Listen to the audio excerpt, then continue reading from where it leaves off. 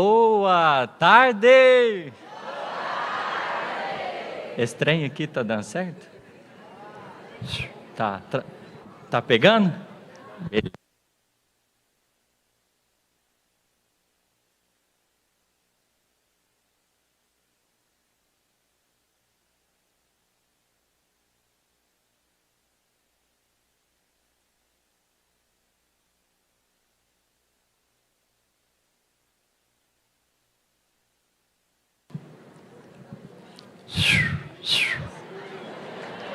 Ótimo!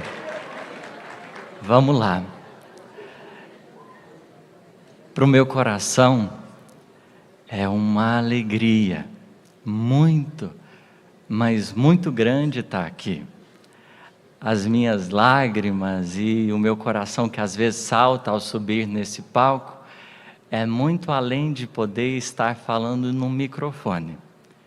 Porque depois dos meus pais, ali em Carmo do Paranaíba, eu posso dizer que o tio Rubens e a Divina foram os corações que abriram as portas também para mim.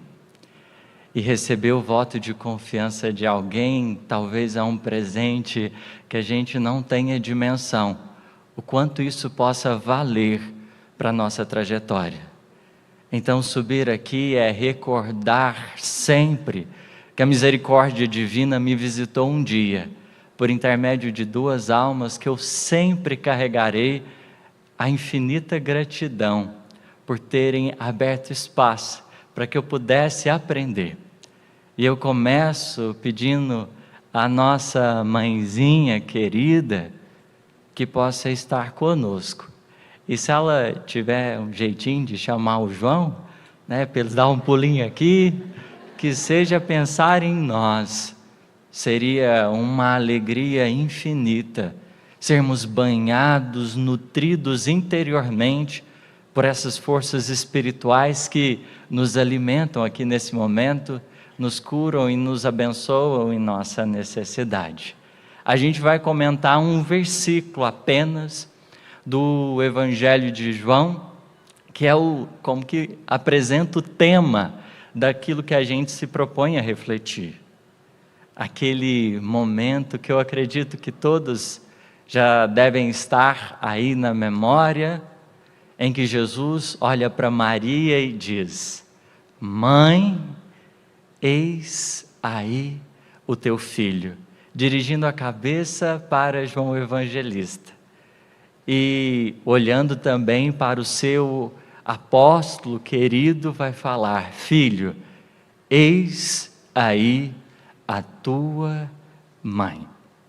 E para a gente poder se conectar com a memória desse versículo, a gente precisa se lembrar do instante que ele foi dito, a ocasião que ele foi proferido, porque os tempos naquele momento eram difíceis.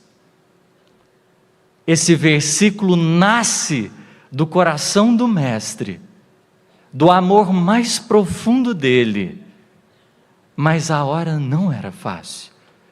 Depois que ele é buscado, preso por Judas e a comitiva, João, que estava presente naquele momento, vai em Betânia avisar o coração de Maria sobre os acontecimentos daquela hora, porque ninguém esperava o que estaria se dando naquele momento. Betânia, que era um tiquinho longe assim, deu uma pernadinha até boa até chegar lá. E João se preocupa, porque Simão, Tiago e os demais haviam desertado. Jesus, naquele momento, confiava já desde a primeira hora o coração da querida mãe àquele jovem. E para a gente poder sentir a energia desse momento, as agonias e as dificuldades desse coração de mãe, a juventude ficou aqui mais um tiquinho para contribuir. E eu espero que a gente possa, nessa musiquinha tão linda, poder nos conectarmos com essa memória.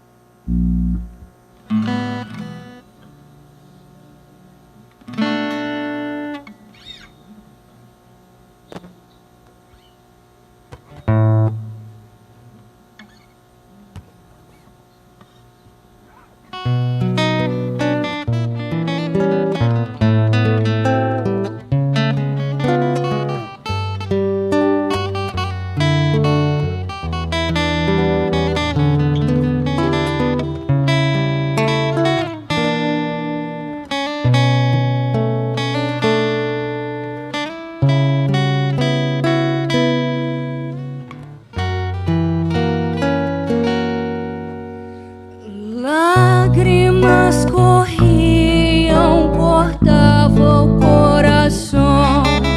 Maria chorava apoiada em João, e a multidão gritava: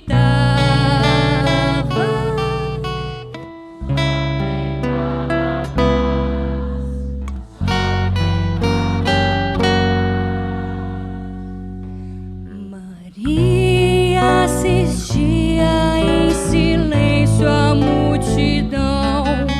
Pilatos entregava ao povo a decisão, e a ele perguntava: Jesus ou Barrabás? Jesus ou Barrabás? A mãe renunciava em sublime compaixão. O filho humildemente aceitava a sua cruz. Alguém lhe interrogava, lhe pedia posição.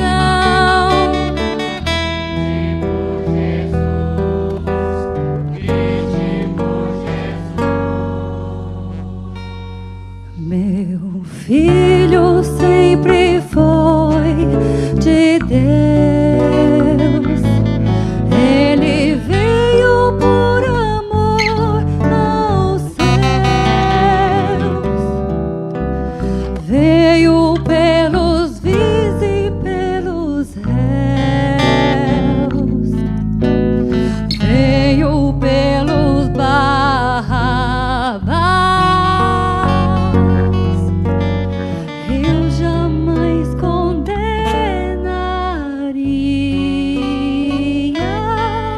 o filho de outra mãe, mãe que chora como eu. Eu jamais condenaria.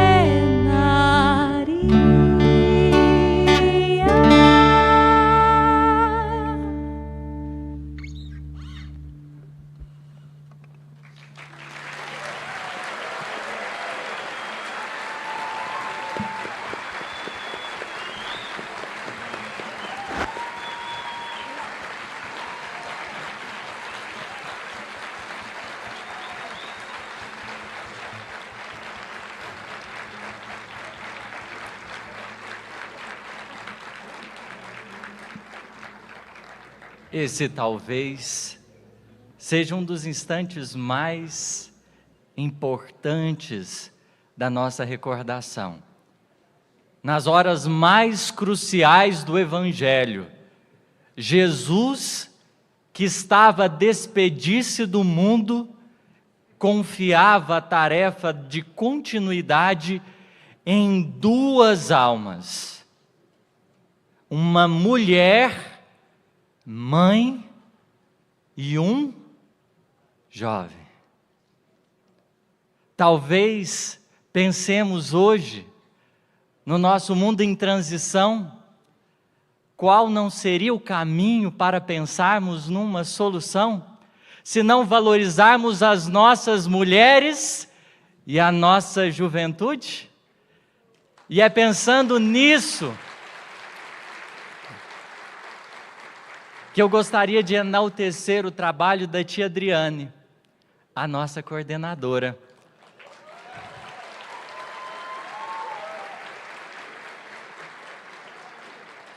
Porque é alegria, né, gente? Porque, de certa forma, nas nossas reuniões, na sua condução, ela nunca deixou de bater nessas duas teclas. O mundo tem precisado escutar mais o coração feminino. Coração de quem ama, coração de quem tem coragem, coração de quem tem fibra, coração de quem tem sabedoria.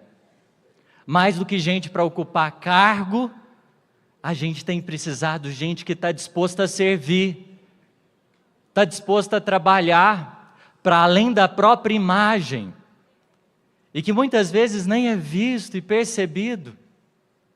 Então, aproveitando esses coraçõezinhos que aqui tiveram, essa é a primeira lição que a gente gostaria de trabalhar dentro desse versículo, capítulo 19, verso 26.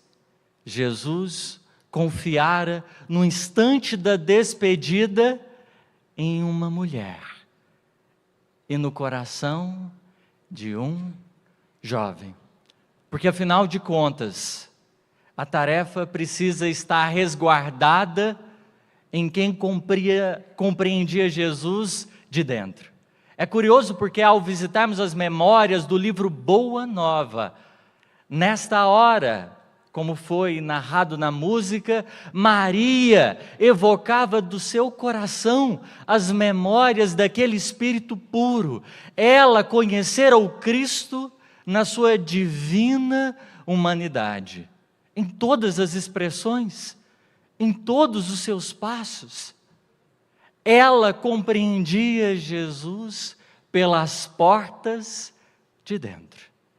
Tanto quanto poderíamos dizer o mesmo do nosso querido João. No instante que estava sendo celebrado a Santa Ceia, há um episódio particularmente muito importante de ser recordado. Joãozinho, ele foi um daqueles, ou melhor dizendo, ele foi o único que reclinou a cabeça sobre o coração do Cristo. É um símbolo, é o símbolo. Ninguém entendeu tão bem no colégio apostólico Jesus, senão esta alma, que aparentemente parecia tão despreparada, tão intempestiva, afinal de contas, era conhecido como filho do trovão, mas ninguém entendera tão bem aquele mestre querido, quanto João, que pelas portas de dentro caminhou passo a passo com o coração do mestre. Não por acaso será ele que nesse instante grave vai deixar registrado as memórias em seu evangelho daquilo que foi proferido. Porque se os outros assustaram-se de improviso, João conservara a fidelidade ao mais extremo. Vejamos que preciosa pérola nos ofereceu o Cristo na sua partida. A gente vai para a segunda lição. Jesus estava preparando-se para sair de cena. É tão difícil a gente renunciar muitas vezes os nossos lugares, as posições que a gente ocupa. É tão difícil abrir espaço. Pensa,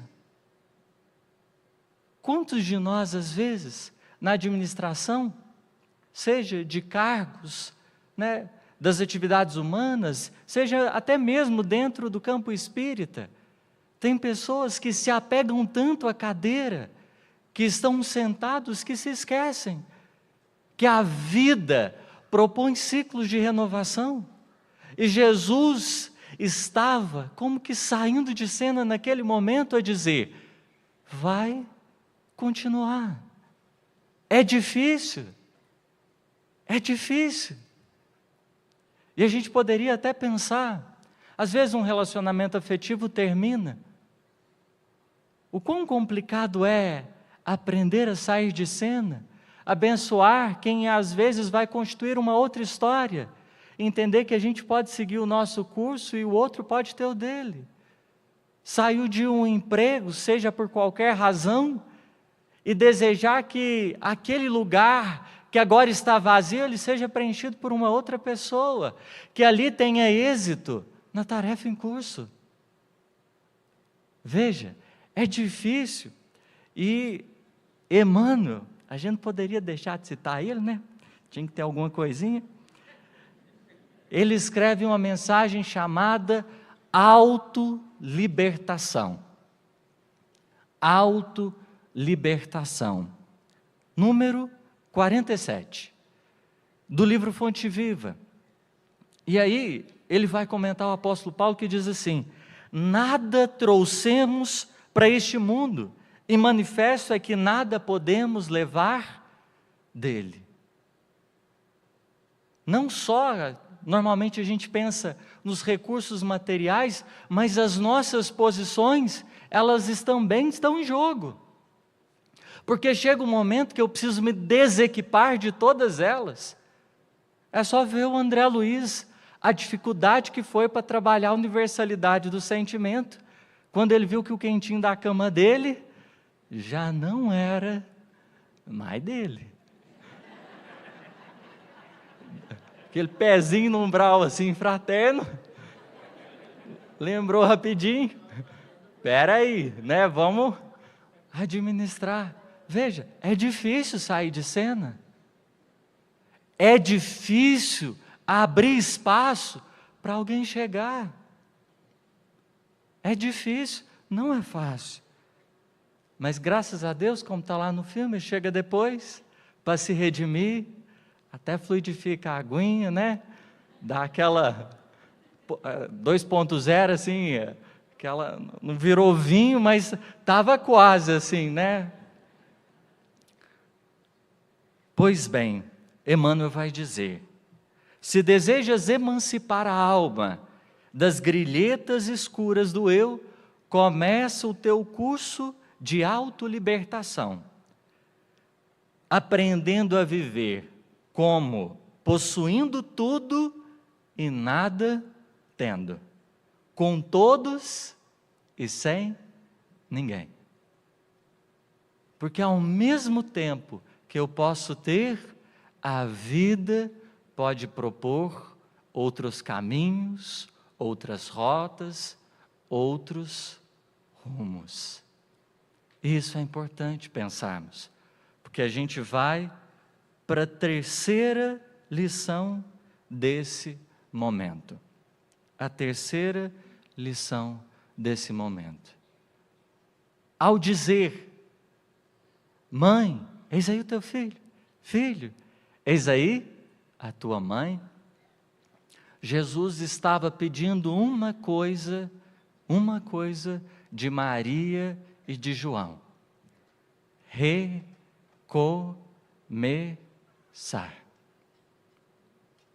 Era preciso, naquele instante, recomeçar. Porque, afinal de contas, um ciclo vai se encerrar para que outros possam começar. Não é da lei? A vida não é fonte eterna?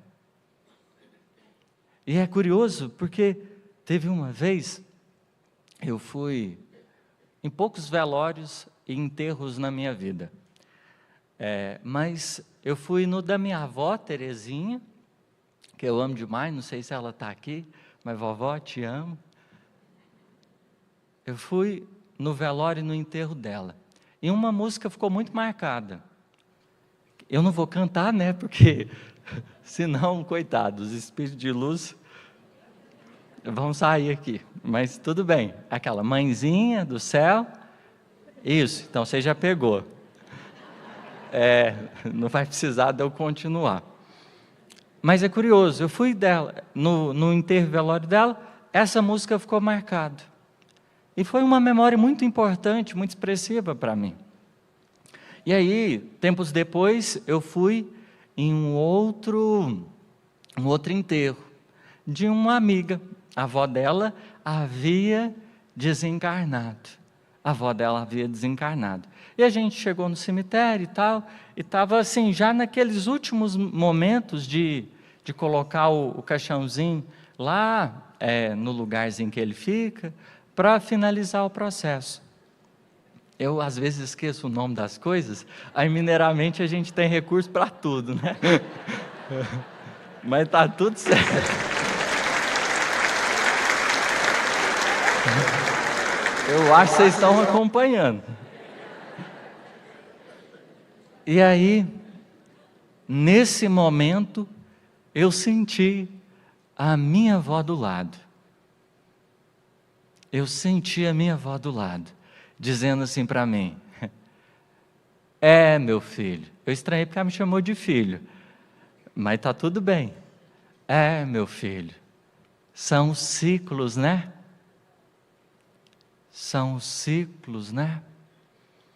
Aí, a gente que tem pouca desconfiança de si mesmo, o que a gente começa a pensar?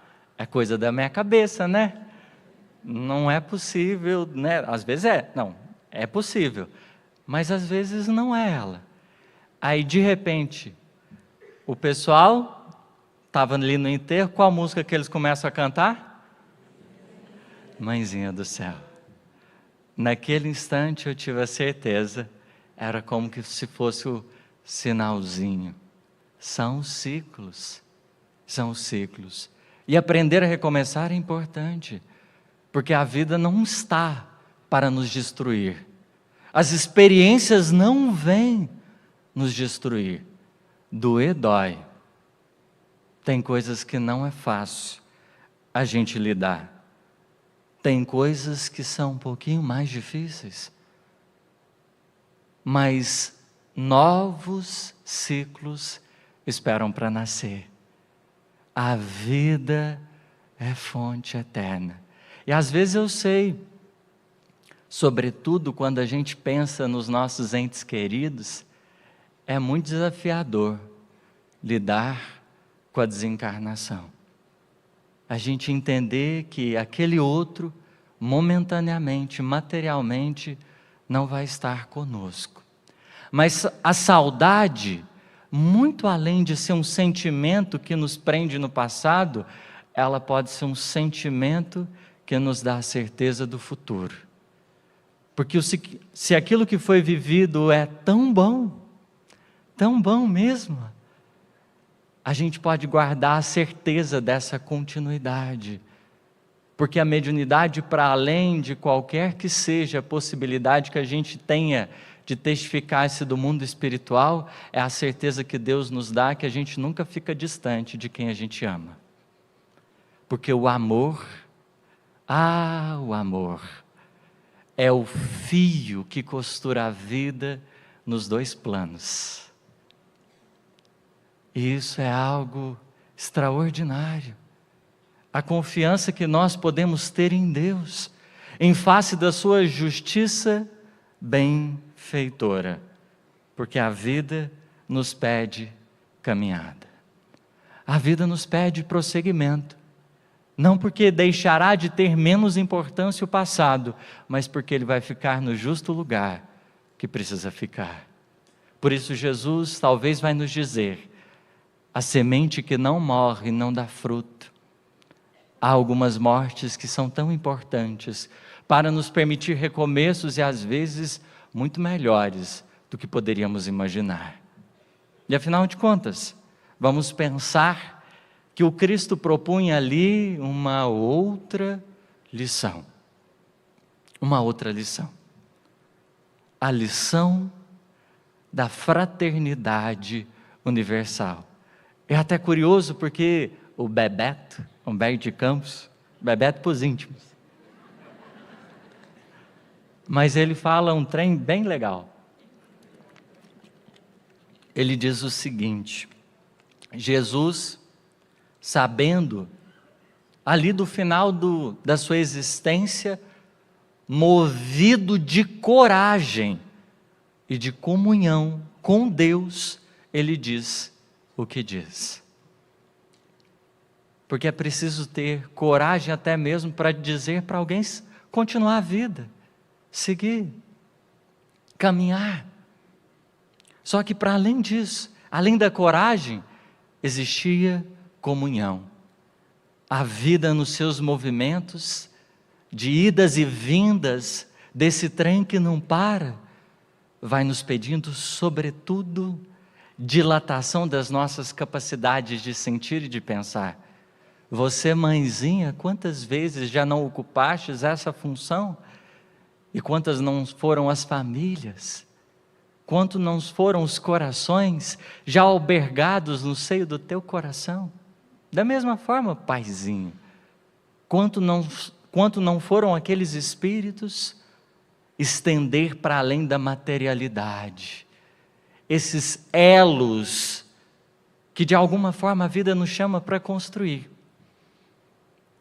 E é curioso, porque se a gente vai numa passagem que Maria faz parte lá do início do Evangelho de João, aquela passagem intitulada As Bodas de Caná, existe algo interessante para a gente analisar ali, porque na festa de casamento ia faltar vinho, e a Maria era amiga daqueles que ali se encontravam, da família que estava promovendo a festa, e naquele momento, movida de uma profunda compaixão, ela busca o Cristo, para que ele pudesse colaborar a fim de que alguma coisa, alguma providência pudesse ser feita. Tomemos isso como símbolo, porque os nossos amigos espirituais, sobretudo o coração da nossa mãezinha Maria, ainda hoje, enxergando que está faltando alguma coisa nas nossas vidas, ainda tem rogado providências superiores ao Criador, para que a gente tenha suprimentos para as nossas lutas e para os nossos desafios. E veja, Jesus que pega as talhas de água e ali mobiliza os seus recursos, transformando-a em vinho ou em água fluidificada assim, da mais alta qualidade, que levou Simão Pedro a achar que ele queria embebedar todo mundo naquele instante. Naquele momento, aquela operação do Cristo, ela é de um significado e de uma sabedoria muito profunda, porque a água representa materialidade, e a gente que às vezes está vivendo tão raso, chega um instante que falta o vinho da espiritualidade, e aqueles que vão nos acompanhando, aproximam-se de nós, para enviar suprimentos, para que não falte espiritualidade nas nossas vidas, porque a espiritualidade é a única coisa que pode nos ajudar a dilatar as fronteiras do nosso olhar comum. Porque na empresa, no trabalho, às vezes a gente lida com pessoas desconhecidas ou simplesmente com funcionários e com números. Mas se a gente lembra da fala de Jesus na Páscoa para Maria, eu vim para cuidar dos negócios do meu Pai, a gente talvez possa ter aqui uma referência importante. Porque a vida nos coloca nas posições justamente para cuidarmos dos interesses divinos, muito além do que possa representar materialmente. Há alguma coisa a ser construída nos bastidores da matéria. Não existe uma outra justificativa senão essa. Dilatar o nosso olhar, porque enquanto for simplesmente filho de outra mãe, ou quanto for parente simplesmente de um outro alguém, talvez a gente esteja restrito àquela água que está fadada a permanecer ali paralisada, mas que ainda e sempre os espíritos benevolentes vão nos ajudando a pensar. Será que não tem faltado nada aí nessa experiência evolutiva? O quanto do teu olhar, o quanto do teu coração tem se dilatado? O quanto da tua vida tem se engrandecido? Porque aquele vinho que já era ofertado bom nas festas, foi ainda melhor. A vida vai nos chamando para que a nossa experiência de espiritualidade seja ainda mais profunda. E aprender a gerir essas nossas dores, esses nossos recomeços, é tão importante. Teve esse Natal, desculpa tomar água, gente. Eu sou que nem aqueles carrinhos velhos, todo dia que você tem conferir, ver se tem água lá para não ferver. Vamos lá. Mas esse Natal, eu estava, organizei algumas atividades e tudo, e eu já estava encaminhando para o final dele. E aí, de repente, veio um pensamento na minha cabeça. Qual pensamento? Vai visitar o seu tio. Eu tenho um tio que ele perdeu um filho para o suicídio. O Lineker, o meu primo que eu tanto amo, não sei se você está aqui também, te amo, primo. Mas ele acabou interrompendo a vida em 2010. E por cerca de 14 anos, ficou um silêncio muito grande, uma dor muito profunda. E o ano passado, ele resolveu aparecer. Veio primeiro na reunião mediúnica, deu recados que estava em processo de recomeço. E a partir de então, passou um tempo bom, eu comecei a sentir a presença dele em alguns momentos da minha vida. Não são todos, mas sobretudo datas especiais. O danado aparece e pede para visitar o meu tio e a minha tia. Porque dá saudade. Esses elos que de alguma forma se formaram na terra e que estão ainda em luta, mesmo quem desencarnou sente saudade. E às vezes de uma experiência mais próxima, e a gente pode ser esses médiuns de esperança. Eu me recordo também, valendo-me dessa experiência, porque no fundo, meu primo estava valendo-se dessa oportunidade. E aí, fazendo a visita e uma prece, meu coração se encheu de uma alegria, de uma felicidade sem conta. Mas eu me recordo de um dia que, desses muitos abraços que a gente vai ganhando, uma mãezinha olhou para mim e ela disse assim: olha, o meu filho que desencarnou, tinha mais ou menos a sua idade, parece até com você. E aí nesse instante eu a abracei, me senti um tanto que sensibilizado.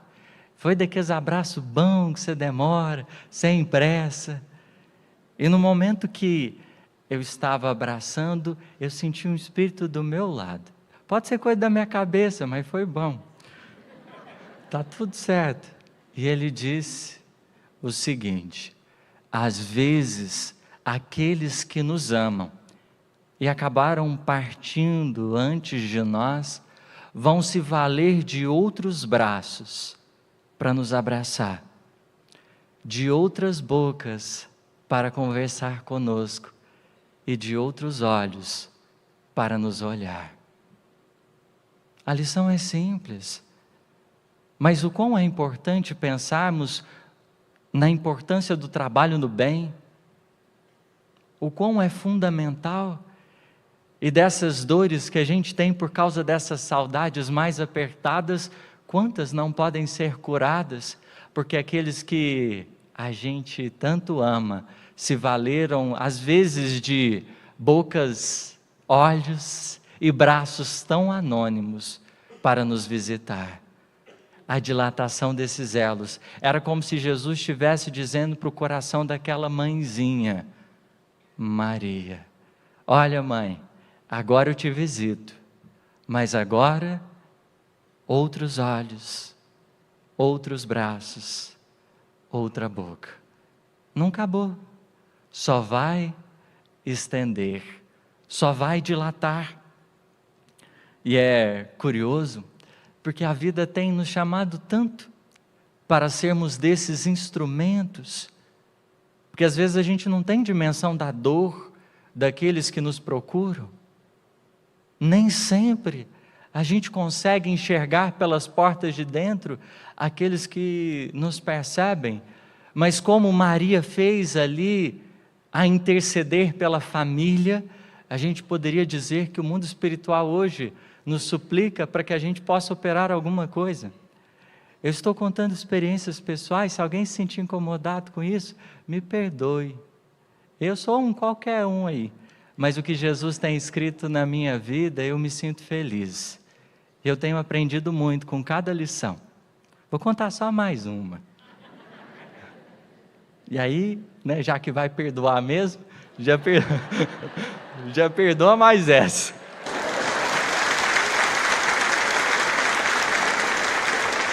Poderia ser qualquer pessoa. O Evangelho é sobre isso. Não tem nome. O cego, o manco, o coxo, o surdo, não tem nome. Porque poderia ser as nossas histórias, as nossas vidas. Mas teve um dia, pode considerar a voz da minha cabeça, mas também pode considerar o espírito protetor. Estava no mercado, ainda morava aqui em Uberlândia, aí eu estava lá no Atacadão, passando, né, nos setorizinhos e tal, e aí me veio uma intuição, pensamento: compra aquela chupeta. Gente, é aquele negocinho de carro, como é que chama aquilo? Eu acho que é chupeta, eu conheço por chupeta, é porque às vezes pode ficar esquisito assim, dá para entender, aquele trem que você coloca de um lado e do outro, em dois carros, né, claro, e aí vai ficar tudo certo. Quando você ligar de um lado, passa energia para o outro. Autoexplicativo. Mas, ok. Aí, meu espírito protetor falou assim: compra um trem desse. Aí eu falei: gente, mãe, que trem estranho, senhor. Né? Eu acho que ninguém vai para o mercado e de repente sai lá na sacolinha. Uma chupeta assim, ok, tranquilo. Mas por que me veio a intuição? A intuição veio assim: olha, vai que você encontra alguém precisando de ajuda. E aí você pode ajudar, você já vai ter o queijo e a faca na mão, então está tudo certo. Vocês não acreditam que a primeira pessoa que precisou foi eu?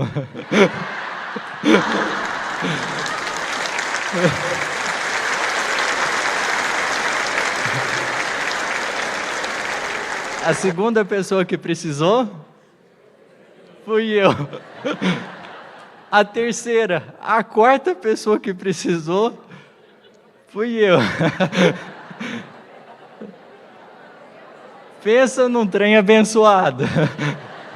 Porque às vezes você encontra gente que até quer ajudar, mas não tem instrumento. Então estava tudo preparado assim para dar errado, porque na hora certa alguém ia chegar para poder abençoar. Mas aí, na sexta-feira, fui ajeitar uns trenzinhos lá perto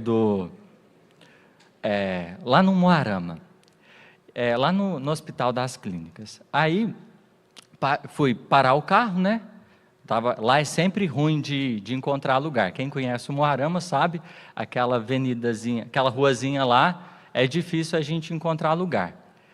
E estava meio vazio. Aí, pode ser voz da minha cabeça, mas pode ser o espírito protetor. Tinha uma vaguinha um pouco mais longe.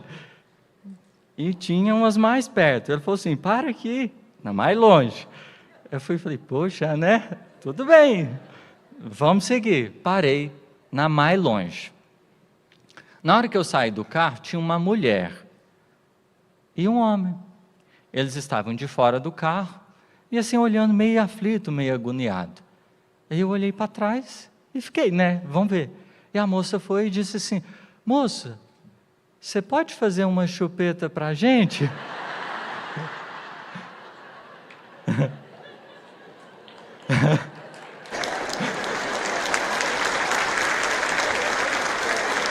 Aí ela disse assim: a gente não tem um negocinho aqui. Eu falei: moça, eu estou no lugar certo, na hora certa. Porque se eu tivesse parado mais para frente, eu não ia olhar para trás. Porque nem ia ter jeito de olhar para trás, era muito distante. Lugar certo e na hora certa. Uma chupeta serve para cuidar de criança, mas tem aquela também para abençoar outras vidas e outros corações. Porque talvez seja esse o trabalho. E eles ficaram tão agradecidos, e naquela hora eu tive a certeza: o mundo invisível vai costurando a vida, vai costurando as experiências. E a nossa trajetória, que às vezes parece assim, tão desorganizada, ela tem um rumo.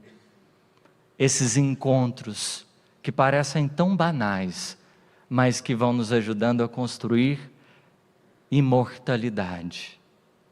Experiências que ultrapassam a questão de ser da consanguinidade ou não, porque a questão não era a necessidade deles, é a possibilidade de entender que eu estava diante de um irmão.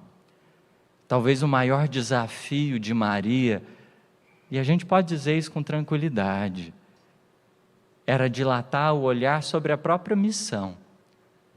O gestar do corpo físico era uma incumbência muito sagrada, mas era preciso que uma alma gestasse o Espírito Divino em si mesmo. A primeira apóstola do trabalho e do serviço, ela tinha amor demais, e graças a Deus ainda tem, porque quem aprende a amar nunca esquece. E aquele amor em exercício, como vai dizer o apóstolo Paulo, é necessário que o vosso amor cresça cada vez mais, em todo entendimento e no completo discernimento. A gente precisa dilatar essas fronteiras, porque não é sobre a dor do outro. Estamos em família, e o maior exercício daquilo que Jesus propusera ao avançar tão longe, ao caminhar tão longe, era trazer talvez uma mensagem tão simples: trata o outro não como sendo teu irmão, mas enxergando você mesmo como sendo. A gente tem pressa nas filas, a gente tem pressa para tudo que vai fazer, mas quem está ali sempre é um irmão diante de outro. Assumir responsabilidade e compromisso nos dias atuais. Espírito de fraternidade é conquista. Conquista dessas experiências, às vezes embaraçosas ou simples, mas que a gente vai dignificando aquilo que faz, com a alegria de entender que nós não caminhamos para a desencarnação, para deixar simplesmente um corpo no túmulo, mas para construir o céu das nossas relações, para tecer a coxa tão divina e tão sagrada desses muitos afetos que a gente pode conquistar. O Emmanuel vai dizer que quem tem amigos ajunta amor, e quem ajunta amor acumula poder. No universo, recurso intercessório não é medido pela sua posição social, quantidade de dinheiro, nada disso interfere, porque na didática divina a lei segue sempre a mesma métrica. O amor abre caminhos aonde o mundo sequer imaginou estradas, vai dizer Meimei, porque a gente, quando menos espera, está sendo abençoado por pessoas que a gente nem suporia existir. há esses encontros. E quando a gente olha, já está terminando, viu, gente? E quando a gente olha para esses dois corações, João, o evangelista, e Maria, fica para a gente talvez um recado tão singular, tão importante. Dois espíritos que aprenderam a trabalhar juntos, não fizeram nada sozinhos, estiveram dispostos a ceder, a estarem juntos. O João demora um tiquinho para buscar Maria em Bataneia por causa da falta de dinheiro, mas alguém intercede em favor dele, arruma uma casinha, e eis que ali, um tanto que afastado dos centros urbanos, os dois se alojam, e a partir daquele momento, aquelas duas almas laboram. É claro que ninguém que está no caminho, que está na seara é poupado. Essa talvez seja uma das lições muito difíceis, porque eles próprios teriam que lidar com testemunhos muito difíceis. Mas para a gente encerrar, eu talvez acho que seja algo até curioso, mas se a gente pudesse dar um salmo para Maria, para além daquele próprio que ela fizera, seria o Salmo 23. Porque a vida dela teve de tudo. E quando a gente olha para o Salmo 23, é curioso, porque se a gente orar ele direitinho, a gente entra em cada enrascada. O Senhor é meu pastor e nada me faltará. Vou ler ele na íntegra aqui, tem tempo para isso? Deitar-me faz em verdes pastos, guia-me mansamente a águas tranquilas, refrigera minha alma, guia-me pelas veredas da justiça por amor de seu nome. Ainda que eu andasse pelo vale da sombra e da morte, não temeria mal algum, porque tu estás comigo. A tua vara e o teu cajado me consolam. Preparas uma mesa perante mim na presença dos meus inimigos. Unges a minha cabeça com óleo, o meu cálice transborda. Certamente que a bondade e a misericórdia me seguirão todos os dias da minha vida, e habitarei na casa do Senhor por longos dias. Se vocês orarem direitinho, o que o Salmo está propondo? Vai ter verdes pastos, vai ter águas tranquilas, vai ter veredas de justiça, mas o que vai ter também? Vai ter vale da morte, e vai ter mesa com quem? Com o inimigo. Na companhia de Jesus, para Maria, para João, inicialmente, era tudo de bom. Era água tranquila, era verdes pastos, era vereda de justiça. Pensa num trem ajeitado que era conviver do lado do mestre. Mas a lição para a continuidade dos trabalhos deles seria, pode ser que em algum momento a vida nos visite a dor, pela dor. Pode ser que em algum momento a gente ande pelo vale da sombra e da morte. Quantas dores a vida às vezes não nos leva a viver. Quantas experiências a gente não passe. Mas para além das dores, existe também talvez as injustiças. Essa mesa que a gente senta na presença dos nossos inimigos, com quem normalmente a gente queria muita distância, e que a vida às vezes traz para tão perto, mas a gente pode ser, ainda e sempre, a mensagem de esperança, porque Maria, inspirando